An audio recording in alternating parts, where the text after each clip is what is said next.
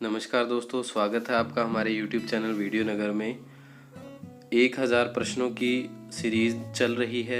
इसमें आज पार्ट 7 में अपने पढ़ेंगे विभिन्न प्रश्नों के बारे में। तो चलिए शुरू करते हैं आज की वीडियो। पहला क्वेश्चन है कि भारत के किस समाचार पत्र को यूनेस्को किंग संजोग पुरस्कार 2009 मिला? तो इसका जो राइट आंसर है ऑप्शन नंबर ए है, खबर लहरिया को क्या है, यह पुरस्कार प्राप्त हुआ। तो चलिए नेक्स्ट क्वेश्चन देखते हैं। प्रधानमंत्री नरेंद्र मोदी ने नागरिकों की समस्याओं के निवारण के लिए एक बहुउद्देशीय ई गवर्नेंस प्लेटफॉर्म शुरू किया है। इस प्लेटफॉर्म का क्या नाम दिया गया है? तो इसमें आपका राइट आंसर है ऑप्शन नंबर सी, प्रगति इसका नाम रखा गया है। तो आपको बता दें कि मोदी स्वतंत्र भारत में जन्मे प्रथम प्रधानमंत्री हैं, यानी कि ये पहले पीएम है जिनका जन्म 1947 के बाद हुआ और प्रधानमंत्री बने। क्योंकि इनकी जो जन्म तारीख है नरेंद्र मोदी की वो क्या है, 17 सितंबर 1950 है। ठीक है, तो चलिए नेक्स्ट क्वेश्चन देख लेते हैं कि अप्रैल 2015 में किस भारतीय बैंक ने एशियन बैंकर अचीवमेंट पुरस्कार जीता? तो इसका जो राइट आंसर है ऑप्शन नंबर बी है, भारतीय महिला बैंक ने। नेक्स्ट क्वेश्चन देखते हैं कि हाल ही में दिवंगत हुए मल्ली मस्तान बाबू का संबंध निम्न में से किस क्षेत्र से था? तो इसका जो राइट आंसर है ऑप्शन नंबर सी है, पर्वतारोहण से है।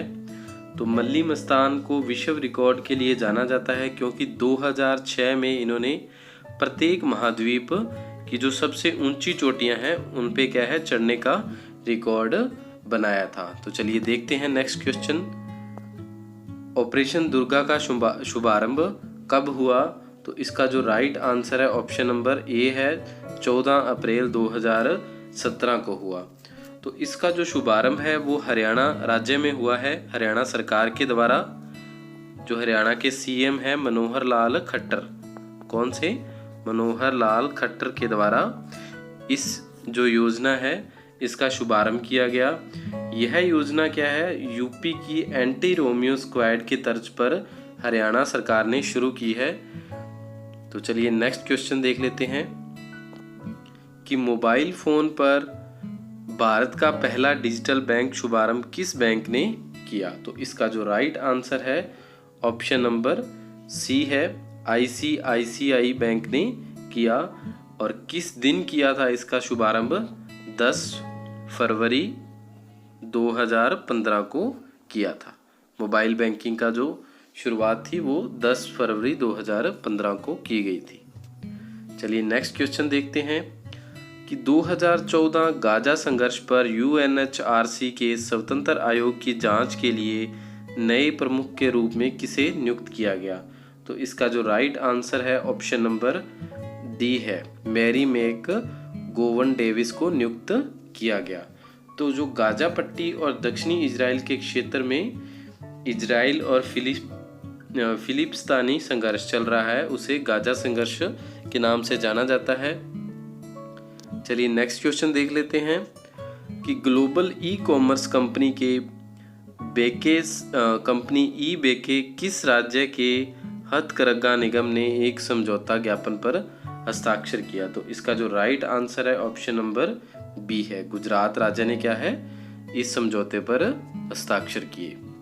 चलिए नेक्स्ट क्वेश्चन कि जीआईपीसी के अंतर्राष्ट्रीय बौद्धिक संपदा सूचकांक में भारत को कौन सा स्थान दिया गया है?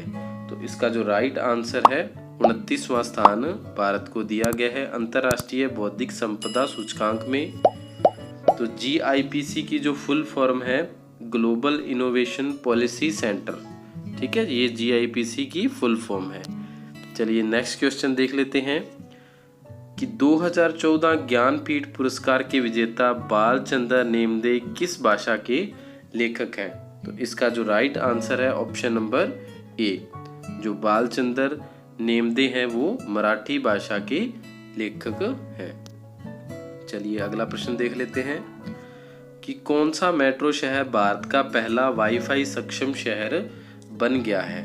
तो इसका जो राइट आंसर है ऑप्शन नंबर सी है। कोलकाता शहर क्या है? भारत का पहला वाईफाई सक्षम शहर बन गया है। यहाँ भारत की प्रथम भूमिगत व मेट्रो रेल प्रणाली भी सबसे पहले शुरू हुई थी कोलकाता में। तो चलिए नेक्स्ट क्वेश्चन। भारत और अमेरिका के बीच पेस कार्यक्रम किस क्षेत्र की अर्थव्यवस्था के लिए शुरू किया गया है? तो इसका जो राइट आंसर है ऑप्शन नंबर ए है, स्वच्छ ऊर्जा के लिए शुरू किया गया है। ये जो कार्यक्रम है भारत और अमेरिका के द्वारा। जो भारत के वर्तमान में ऊर्जा मंत्री हैं, अगर आपसे पूछा जाए कौन है वर्तमान में भारत के ऊर्जा मंत्री, तो इसका आंसर होगा पीयूष गोयल भारत के ऊर्जा मंत्री हैं। ठीक है, ये भी आपको याद रखना है। चलिए नेक्स्ट क्वेश्चन देख लेते हैं कि एशिया के लिए दोहरी विदेश नीति किस देश की एक रणनीति है? तो इसमें आपका राइट आंसर होगा ऑप्शन नंबर ए, अमेरिका की रणनीति है। विदेशी संबंधों की नीति को विदेश नीति कहते हैं। जो विदेशों से संबंध रखे जाते हैं उसे क्या है? विदेश नीति के नाम से भी जानते हैं अपने। चलिए नेक्स्ट क्वेश्चन देखते हैं कि कौन सा देश नवजात शिशु से अंगदान करने में सफल हो गया है? तो इसका जो राइट आंसर है ऑप्शन नंबर बी है, यूके यानी कि इंग्लैंड क्या है? एक नवजात शिशु से अंगदान के लिए सफल हो गया है। तो इंग्लैंड की राजधानी क्या है? अगर आपसे पूछा जाए किसी प्रश्न में तो एग्जाम में, तो इंग्लैंड की जो राजधानी है वो क्या है? लंदन है। ठीक है, और मुद्रा क्या है इंग्लैंड की? तो इंग्लैंड की जो मुद्रा है वो पाउंड है। ये भी आपको याद रखना है। चलिए नेक्स्ट क्वेश्चन कि दीनदयाल अंत्योदय योजना किस क्षेत्र से जुड़ी हुई है? इसका राइट आंसर है ऑप्शन नंबर सी, कौशल विकास से जुड़ी हुई है यह योजना। इस योजना के तहत केंद्र सरकार ने जो बजट रखा था, तो कितना रखा था? 500 करोड़ रुपए का। इस योजना के तहत जो बजट था 500 करोड़ रुपए का था, और इसमें सभी 4041 कस्बों और शहरों को लिया गया है इस योजना के अंतर्गत। ठीक है, तो चलिए नेक्स्ट क्वेश्चन। किस राज्य को हाल ही में फिल्म फ्रेंडली राज्य का पुरस्कार प्राप्त हुआ है? तो इसका जो राइट आंसर है ऑप्शन नंबर डी है, मध्य प्रदेश को प्राप्त हुआ है। चलिए नेक्स्ट क्वेश्चन देख लेते हैं अपने। किस देश का नाम बदलकर हाल ही में द किंगडम ऑफ इस्वातिनी रखने की घोषणा की गई है? तो इसका जो राइट आंसर है ऑप्शन नंबर डी है, स्वाजीलैंड का नाम बदलकर द किंगडम ऑफ इस्वातिनी रखने की घोषणा की गई है। अगला प्रश्न, किस देश की सरकार ने हाल ही में सरकारी नौकरियों में आरक्षण समाप्त करने का निर्णय लिया है? तो इसमें आपका राइट आंसर है ऑप्शन नंबर बी, बांग्लादेश सरकार के द्वारा क्या है? जो गवर्नमेंट जॉब में है आरक्षण को समाप्त कर दिया गया है। नेक्स्ट क्वेश्चन है कि किस राज्य की सरकार ने हाल ही में बच्चों की पढ़ाई हेतु मिशन बुनियाद की शुरुआत की है? तो इसमें आपका राइट आंसर है ऑप्शन नंबर ए कि दिल्ली सरकार के द्वारा क्या है? बच्चों की पढ़ाई के लिए मिशन बुनियाद की शुरुआत की गई है। वर्तमान में दिल्ली के जो सीएम है वो कौन है? अरविंद केजरीवाल है, अरविंद केजरीवाल जी है। और ये किस पार्टी से हैं? आम आदमी पार्टी से हैं, आम आदमी पार्टी से है। चलिए नेक्स्ट क्वेश्चन देखते हैं। किस राज्य की सरकार ने हाल ही में शहरी क्षेत्रों हेतु वाटर एटीएम पॉलिसी शुरू की है? तो इसका राइट आंसर है ऑप्शन नंबर बी, हरियाणा सरकार ने क्या है? वाटर एटीएम पॉलिसी शुरू की है।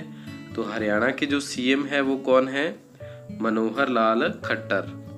मनोहर लाल खट्टर क्या है? हरियाणा के सीएम हैं और किस पार्टी से हैं ये? बीजेपी पार्टी से हैं और हरियाणा के अब तक के 10वें सीएम हैं। वो कौन बने हैं? मनोहर लाल खट्टर जी बने हैं।